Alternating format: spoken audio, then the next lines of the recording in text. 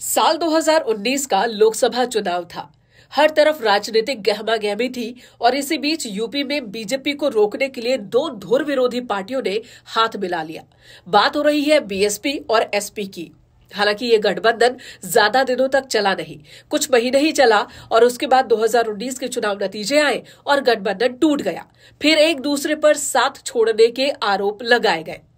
अब इस गठबंधन को टूटे 5 साल से ज्यादा का वक्त बीत गया है। इसी बीच किसने साथ छोड़ा, किसने धोखा दिया, इसे लेकर एक बार फिर चर्चा शुरू हो गई है। और इस चर्चा की वजह है वो बुकलेट जो कि मायावती ने जारी की है। उनकी पार्टी की ओर से एक बुकलेट जारी की गई है। 59 पन्नों की ये बुकलेट है जिसमें आरोप लगाए गए हैं सीधे सीधे समाजवादी पार्टी के अध्यक्ष अखिलेश यादव पर। मायावती ने इस बुकलेट में लिखा है कि अखिलेश यादव ने उनका और उनके कार्यकर्ताओं का फोन उठाना बंद कर दिया था 2019 के चुनाव नतीजों के बाद, जिसके बाद उन्होंने सम्मान की रक्षा के लिए इस गठबंधन को तोड़ने का फैसला लिया।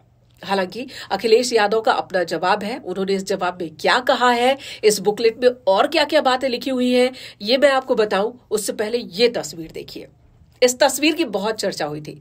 इस तस्वीर ने यूपी की राजनीति में बहुत कुछ बदल दिया था। ये तस्वीर है 2019 के ही चुनाव के दौरान की।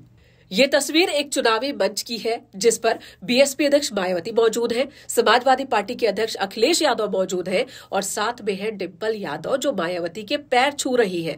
यादव परिवार की बहू मायावती के पैर छू रही है। इस तस्वीर के कई मायने निकाले गए। पॉलिटिक्स के जानकारों ने कहा कि इस एक तस्वीर ने बीएसपी के लिए संजीवनी का काम किया। इस एक तस्वीर ने समाजवादी पार्टी के कार्यकर्ताओं और वोटर्स के मन में ये बात डाली कि अब इन दोनों पार्टियों के बीच ऑल इज वेल है। अगर यादव परिवार की बहू डिंपल यादव मायावती के पैर छू सकती है, इसका मतलब और इसका संदेश साफ साफ यही है कि एसपी के कार्यकर्ता और नेता उन जगहों पर बीएसपी के कैंडिडेट को मदद पहुंचाए जहां पर गठबंधन के तहत बीएसपी के कैंडिडेट को चुनाव मैदान में उतारा गया है। और इसका सीधा सीधा फायदा मायावती को मिला भी। 2014 के चुनाव में मायावती पूरी तरह से साफ हो गई थी, लेकिन 2019 के लोकसभा चुनाव में उनके 10 सांसद उत्तर प्रदेश से चुनकर लोकसभा पहुंचते हैं। यह गठबंधन का फायदा था। इस गठबंधन ने मायावती के लिए संजीवनी का काम किया था। लेकिन समाजवादी पार्टी की बात की जाए तो सीटों के लिहाज से बहुत फायदा नहीं हुआ था। समाजवादी पार्टी के 5 सांसद पहले थे और 2019 के चुनाव में भी 5 सांसदों को ही जीत मिली थी। तब ये मायने निकाले गए थे कि बीएसपी का जो कैडर वोटर था वो एसपी की तरफ नहीं गया, लेकिन इस एक तस्वीर की वजह से एसपी के वोटर्स बीएसपी के साथ जरूर चले गए। हालांकि ऐसा भी नहीं है कि इस गठबंधन से समाजवादी पार्टी को कोई फायदा नहीं हुआ। उस वक्त नेताजी यानी कि मुलायम सिंह यादव पर गेस्ट हाउस कांड में एक मामला चल रहा था। इस गठबंधन के बाद मायावती ने वो केस वापस ले लिया था।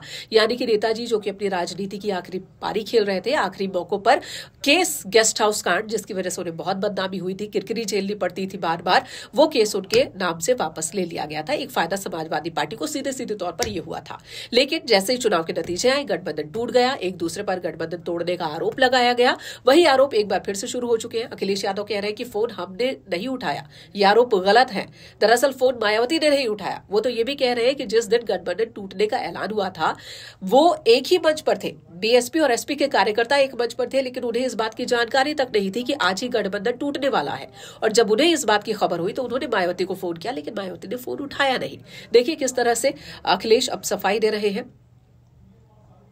फिलहाल इस बुकलेट को लेकर के राजनीति की जानकारी यही कह रहे हैं कि मौजूदा जो उपचुनाव होने हैं और कई राज्यों में विधानसभा चुनाव होने हैं, उसके मद्देनजर मायावती ने अपनी रणनीति बनाई है और उसके तहत ही अब वो लोगों के बीच जा रही है। सिंपैथी पाने के लिए इस तरह से इस बुकलेट को जारी किया गया है और समाजवादी पार्टी पर कई और गंभीर आरोप लगाए गए हैं इस बुकलेट के अंदर।